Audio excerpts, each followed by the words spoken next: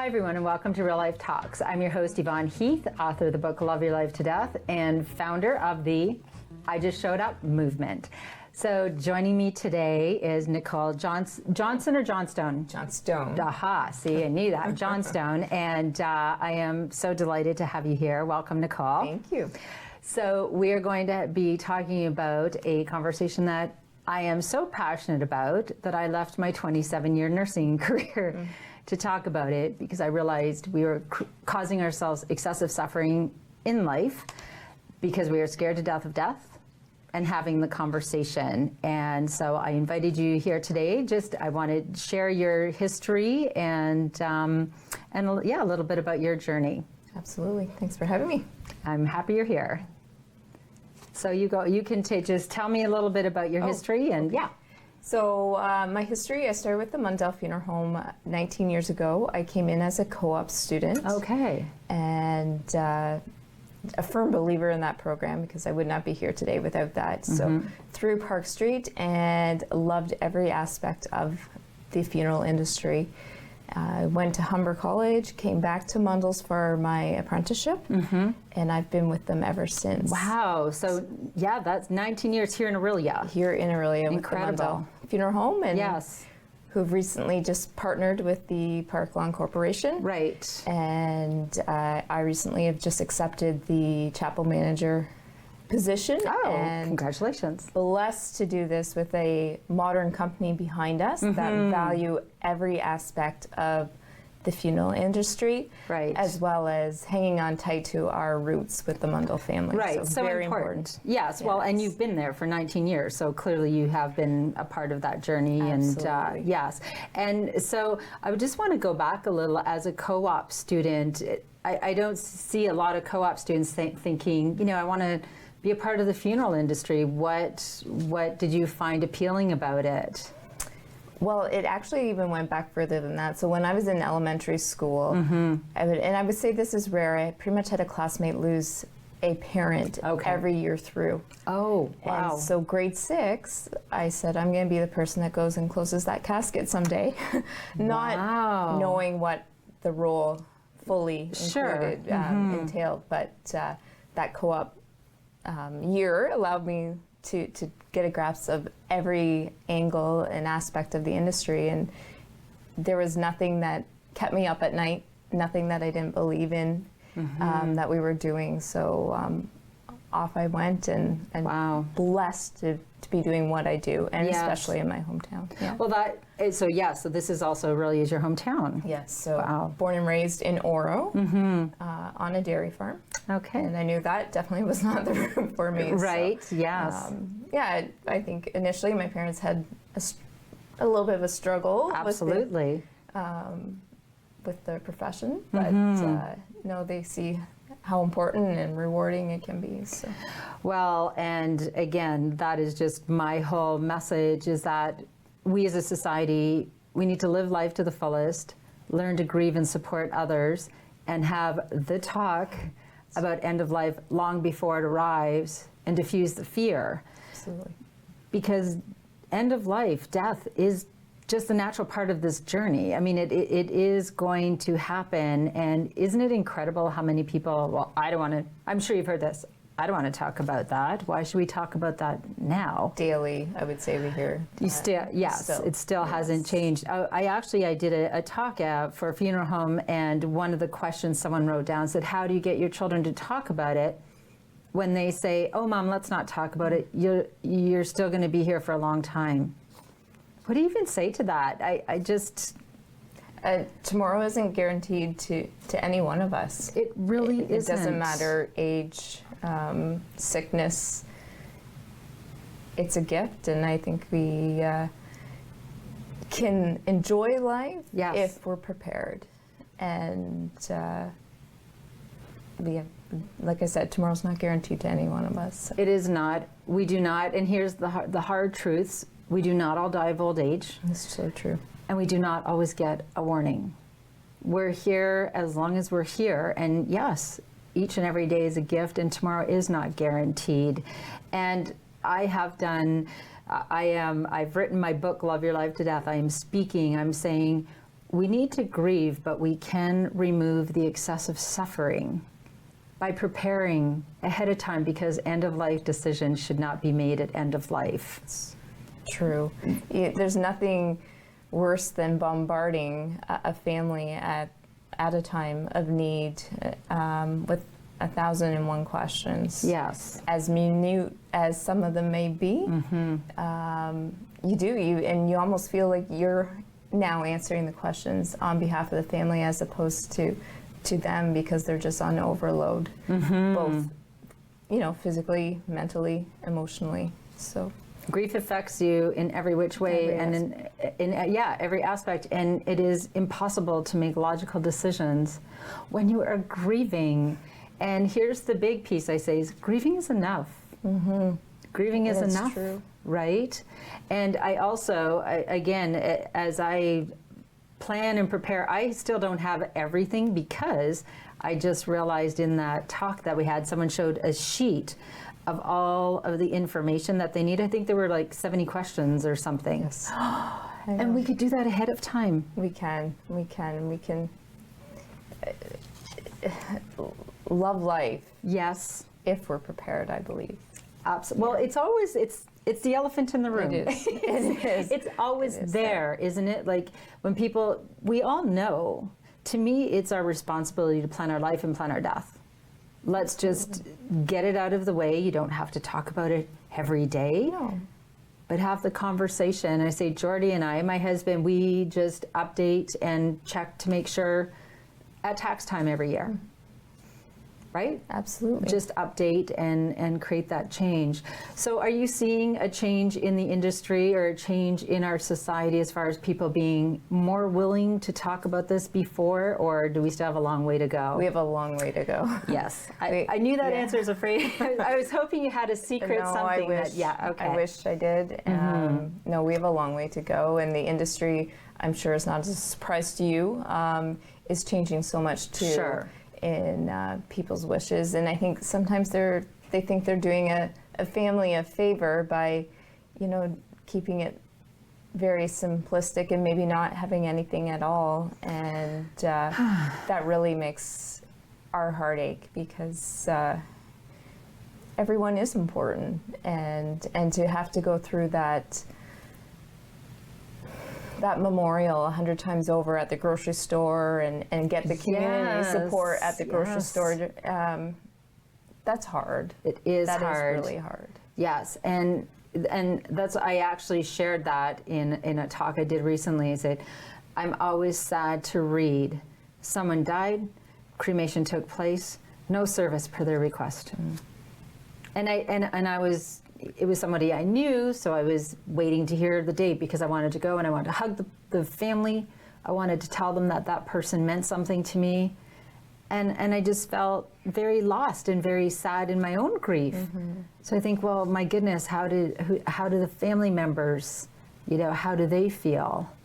And it's excruciating. And I don't know if we, the funeral home professionals, ever get to know how the family does feel, because we see them for such a short time. Sure. And we're always there, but I don't know really how that impacts people. Them. It does. It long term, sure. It has to, but I mean, at the same time, though, we need to be respectful too of one's wishes but I think there's always that humble aspect to people saying that, right? Absolutely. I don't want to trouble you. I don't want people to have to travel, and I don't want it to be a financial burden. Well, and here's another thing, then let's make sure we have life insurance, or we have things covered, or, I mean, people can do pre-planning. And I understand, and correct me if I'm wrong, if somebody does pre-planning at a funeral home and they move, transferable. It's transferable, absolutely. Right? Absolutely. So, and that happens. I mean, life happens. Sure. We know, just like we're not guaranteed tomorrow, we don't know where we're going to be 6 months, a year from now. Exactly. Us, right? So. Yeah. And if someone came into a funeral home and wanted to said, okay, I know there's a lot of paperwork, I know it's overwhelming, I like to give my family this gift because it is a gift. can they just come in? Is there a charge, like, just to go over the paperwork? Oh, no charge at all. Right. No, See, not at all. So. Yes. I should have asked you that and made sure before, but I was pretty sure that was the answer. It's the truth, right? Yes. This is the truth. So you can go in and even get some guidance. Absolutely. Yes. Absolutely. We are part of the community and a service that is always there, and yeah, there's no fee to come in and have a chat with us at all. Right. And I always encourage people. I said, before you need to go to the funeral home, before you need to go to hospice, before you go visit and go ask questions and diffuse your fear. Mm-hmm. Knowledge is power. Absolutely. Right? We just, we believe that the conversations start at home. So, those happy occasions and non, the tough, hard, difficult conversations, you have those at home. Yes. And we encourage people to have those at home, and then, if the need arises, to come in and start those conversations in our home environment with our team. But we do believe in that those conversations need to start well in advance at home. Oh yes, you're definitely preaching to the choir now, because we need to just normalize those conversations. We need to normalize them with our children, with our teens, with our families, our parents, our seniors. And it's so funny when people say to me, well, I don't want to talk about that. Why should we talk about that now? Things are going well in our lives. No one's dying. I said, well, do you think that when someone becomes ill, is that a good time? They have a diagnosis or they're in the hospital, or they reach a certain age and then you're kind of saying like, Dad, TikTok. Yeah. Like, no, exactly. That's so much worse. Yeah, we don't know how they're really truly taking that either, right? Exactly. Yeah. Oh, great. They think I'm going to die soon. And it just, again, becomes a more painful conversation than it needs to be. Definitely. And how do I know? Because I have, as a nurse for many, many years, I hadn't done my advanced care planning or am I an organ donor? I had done that, but not registered. Like, we didn't have everything in order. And now we do. And there's a sense of peace right there. There's a sense of peace and empowerment, and I just feel relieved for my family. Everybody should do their end of life plan. I'm just saying, right? Because now we just carry on. We don't talk about this every single day, no. But it's done. Exactly. And we just update as we need to, right? And we all strive to, I think, be in control, and that, we can look at it that angle too, that it's your wishes, your wants. Mm-hmm. When you have a clear head, if you'll allow me to say that. Sure, of course. And can take your time and process through those wishes, yes, and wants. Change them along the way. Absolutely. Things change, but because that happens. That happens, sure. But if you die in that time period, my goodness, how wonderful for your family to have something. And people say to me all the time too, well, my dad won't talk about this, and I don't know what to do, because it also fractures families beyond repair, right? Everybody has different ideas. So I just said, so Dad, this is what we're going to do, unless we hear otherwise. So I don't want any of that. Oh, well, what should we do? Because isn't the funeral, the celebration of life, whatever, for the family? For those surviving, for sure. Yes. Right? Yes. Yes. We all need support, and it allows that time. We need support. And another thing is, you get to hear the stories that you may not know, what the person you loved meant to other people, right? And absolutely. And that's the stuff. It's in that acute grief that's those hugs and those hearing those stories. It's going to help you at least move into the direction of the path of healing and grieving. Oh, so what do we need to do? How do we need to change this paradigm? I wish we knew for sure the answer. Where can we start? I mean, I'm starting with, like I said, my book and speaking and having guests, and we're starting to get that messaging out there that these conversations, the best conversations, start at home. Start at home. And they can still be the difficult conversations. Absolutely. They are very difficult, can be, but they need to start at home well in advance. That is a very, very good point. Very good point. Well, and again, at that presentation, I was at, Tyler Shannock was there, Yes. you know, Tyler, Yes. and he shared, he said, imagine your son brings his girlfriend to dinner, it's Wednesday, you're having a nice time, he announces that they're getting married, you're so excited, and then he announces that they want to get married Saturday, right, in 4 days. Exactly. Imagine the, oh my gosh, like we can't plan something that significant in 4 days. And that's what we do with funerals, with celebrations of life. Absolutely. Say we have 4 days and we're grieving. I know. It's Like, it's too much. It Why is do too we? much, for sure. We should not do this to ourselves. absolutely. And those hard conversations, just start. Exactly. And that's what we're here to promote. And Yeah. Yes. And you are there to help facilitate those conversations if people are struggling, right? absolutely. Yes, we definitely believe in preparedness. So Yes. yes, always have, and it's going to be probably a lifelong goal to promote that well, and to have people actually believe in that. It's not going to be an overnight fix, that's No. for sure. No. Yeah. But it takes having these conversations, It does. doesn't it? Yeah, it does. Yes. Yeah.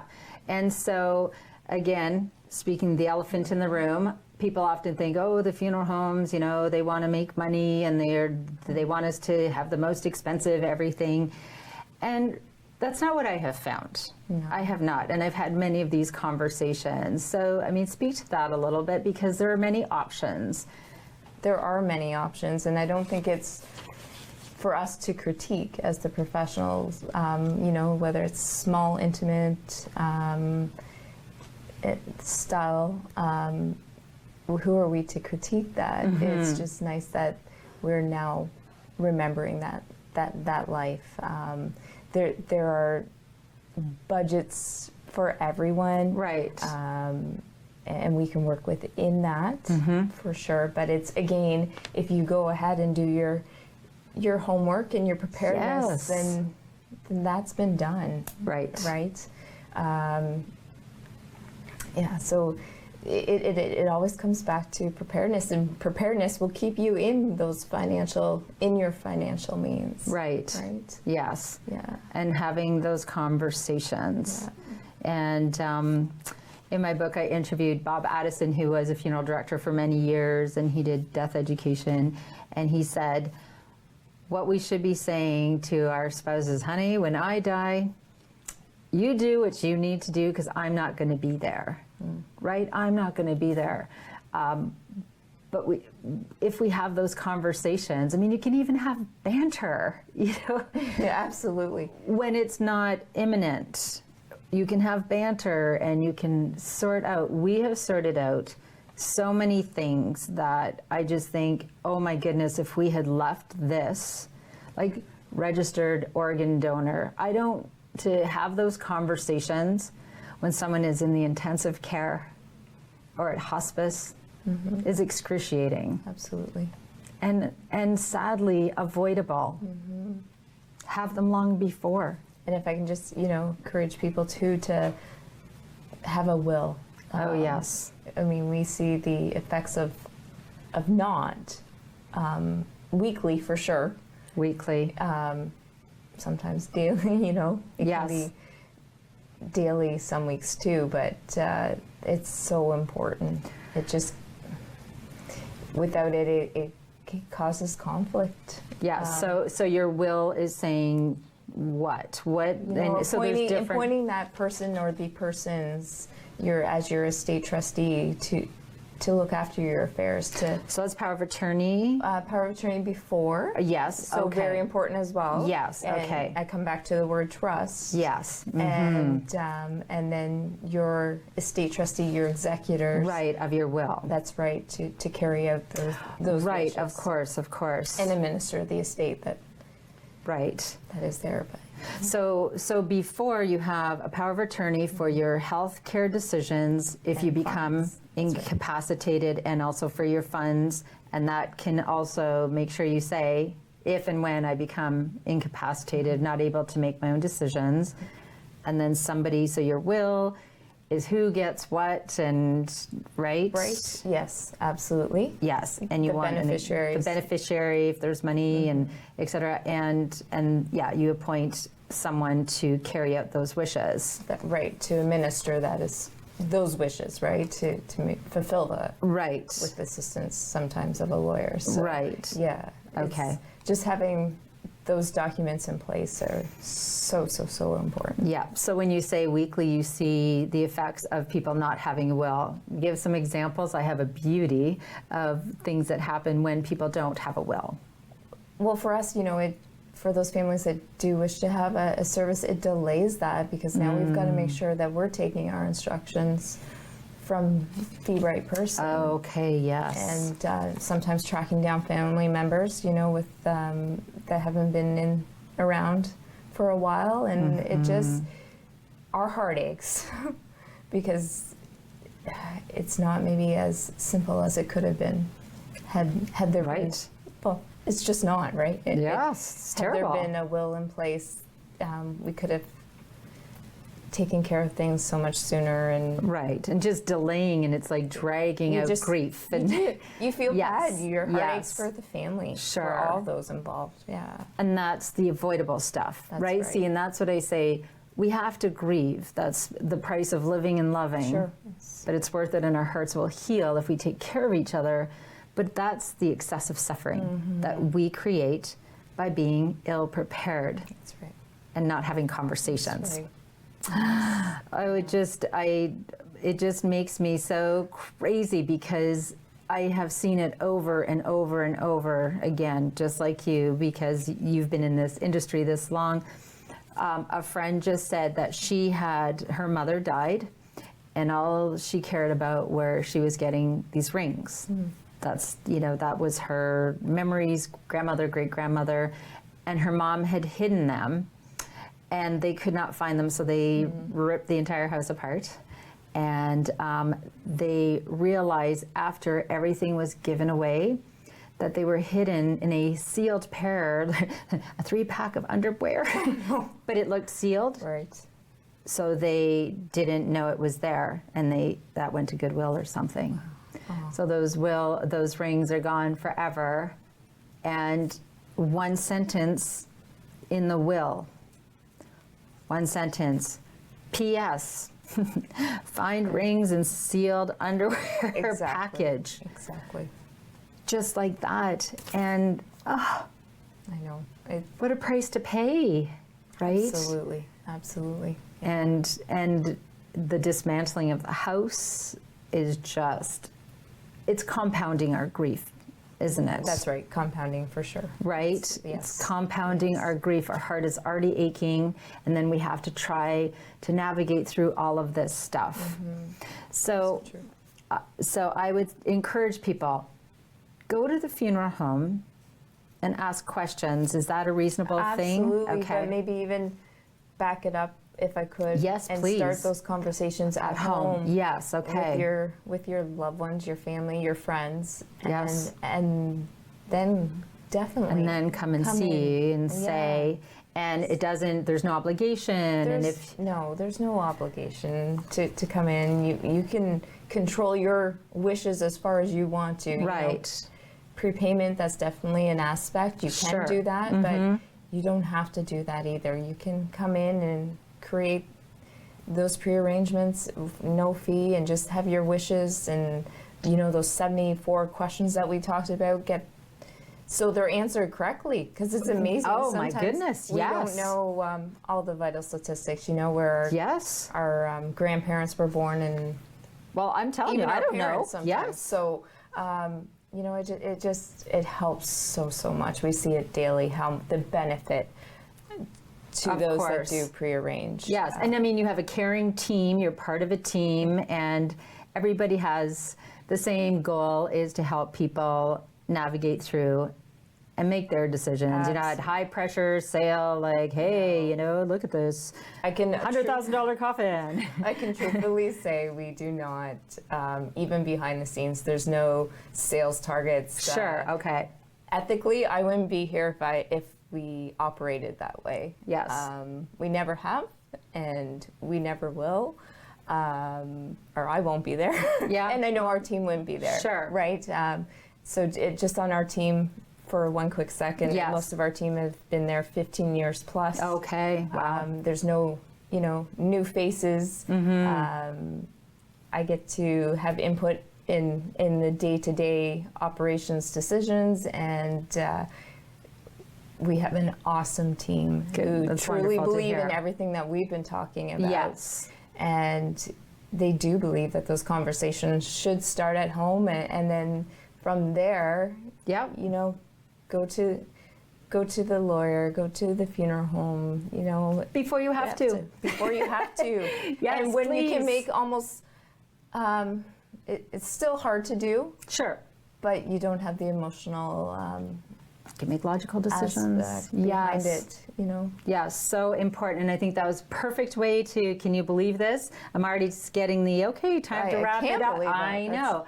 But the important points that I want to bring home to everybody, start the conversations at home, and then go visit your funeral home. Go talk to them, Absolutely. get some information, do all of this stuff ahead of time. So thank you for everything that you Thank do. you for having us. Thank you for, yes, I am so happy. and all your work. This is my whole life, so I'm very pleased to hear there's caring people out there helping people navigate through this. Well, thank you very much. So thank you so much for joining us for Real Life Talks. This is a show about learning how to just show up for yourself, just show up for others, and sometimes to have hard conversations, but you need to have them.